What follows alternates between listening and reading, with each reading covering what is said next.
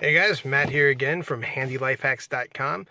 Today is day number 12 of my 90-day Whole30 challenge, and as of this morning, I have lost 14.6 pounds, putting me at 215.4 pounds as of this morning.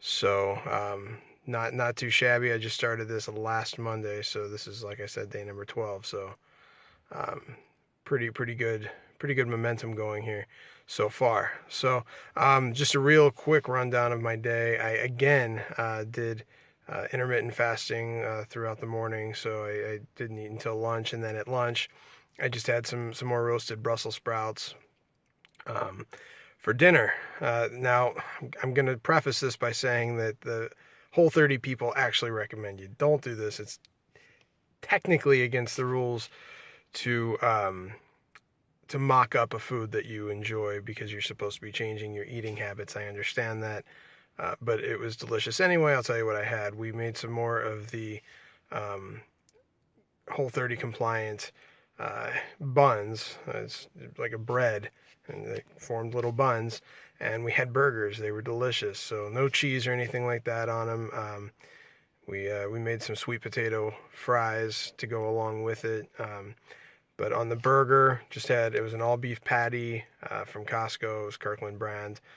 Bacon as well. Now I said before that the Kirkland bacon is compliant. Looking at the labels when I was at Costco, the low sodium is compliant. The regular Kirkland brand bacon is not. So you have to get the low sodium one, which I guess arguably is healthier anyway. So we had that. Beef, bacon, put some guacamole on there.